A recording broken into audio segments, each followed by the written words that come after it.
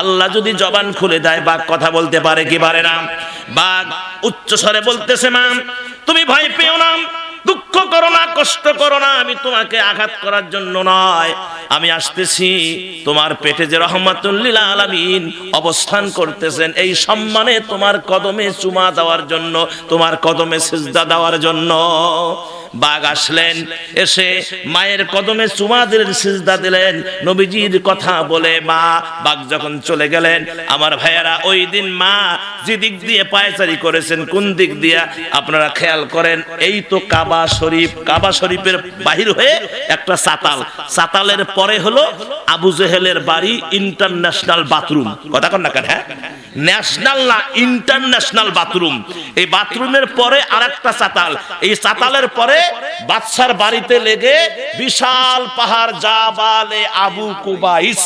এই জাবালে আবু কুবাইসের বুকে 40 থেকে 50 গজ ভিতরে আমার ভাইয়ের একটা জীর্ণ শীর্ণ কুঠির ছিল, যে কুঠিরটির ভিতরে প্রিয় নবীর আম্মাজান অবস্থান করতেন।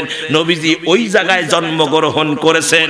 ওই দিন নবীজিকে পেটে নিয়ে মা আমেনা যতদূর পর্যন্ত পায়চারি করেছেন, আল্লাহ নবীর বরকতে কিয়ামত পর্যন্ত 7 তবক জমিন স্বর্ণে পরিণত করে দিয়েছেন। জোরে কোন সুবহানাল্লাহ।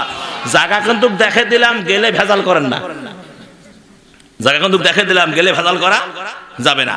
সম্মানিত ভাইয়েরা, তাহলে এখন আসেন, আল্লাহ রাব্বুল আলামিন বললেন আমার পরিচয়, আমি হলাম ধনী। আমি কি? ধনী। তোমরা কি? রব্বুল আলামিন সেটাও বলে দিলেন, ওয়া আনতুমুল ফুকারা, তোমরা গোষ্ঠী শুদ্ধায় ফকিরের জাত। আল্লাহু আকবার। আমরা কিসের জাত? ফকির। আল্লাহ হলেন কি? ধনী।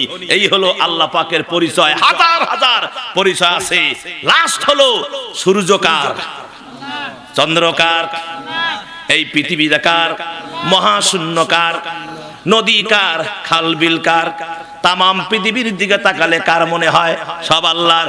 যিনি এই পৃথিবী সৃষ্টি করেছেন, যিনি আমার ভাইয়েরা পানির উপরে স্থল ভাগটারে আল্লাহ ভাষায় রেখেছেন, যিনি আসমানকে শূন্যের উপর দাঁড় করায় রেখেছেন, তিনি হলেন আমাদের আল্লাহ। আমার ভাইয়েরা, ফামিনু বিল্লাহ, যারা ঈমান আনে আল্লাহর প্রতি, তাহলে আল্লাহর পরিচয় হলো রব্বুল আলামিন, তিনি হলেন আমাদের রব, তামাম পৃথিবীর মালিক হলেন তিনি।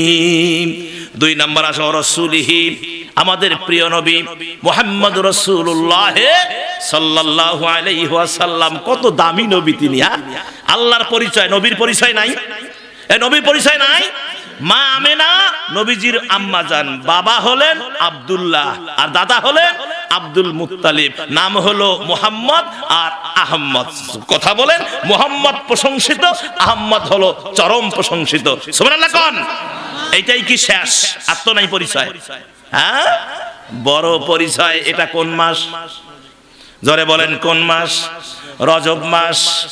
এ মুসলমানেরা, কত কপাল ভালো দেখেন, নবীজি এই যে রজব মাস 1 লক্ষ মতান্তরে 2,24,000 পয়গম্বর, যাদের কপালে আল্লাহর বাড়িতে যাওয়ার সৌভাগ্য হয় নাই, আল্লাহর বাড়িতে যাওয়ার সৌভাগ্য হয় নাই, আরশে আজিমে যাওয়ার সৌভাগ্য হয় নাই।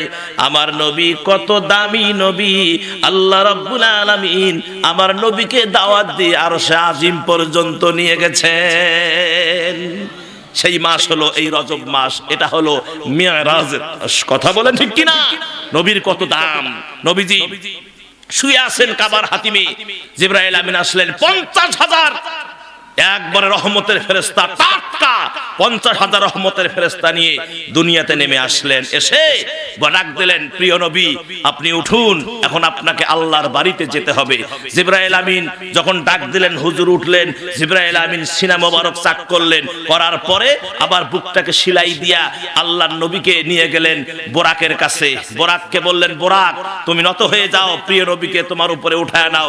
হুজুর বললেন, আমি তাকিয়ে দেখলাম যে একটা আজীব জন্তু, খচ্চর আর গাধা, খচ্চর সে একটু ছোট, গাধার সে একটু বড়, একটা আজীব জীবজন্তু আমার সামনে দাঁড়িয়ে আছে। জিব্রাইলকে বললাম, জিব্রাইল এটা আবার কি কয়? হুজুর এইটাই হলো বাহন, এটার নাম বোরাক, এর উপর চড়ে আমাদেরকে যেতে হবে আল্লাহর রব্বুল আলামিন আরশে আজিমের পাশ পর্যন্ত, সিদরাতুল মুনতাহা পর্যন্ত। জোরে বলেন সুবহানাল্লাহ। আমার ভাইয়েরা, নবীজি দেখলেন ওই বুরাকের কপালে লেখা আছে লা ইলাহা ইল্লাল্লাহু মুহাম্মাদুর রাসূলুল্লাহ।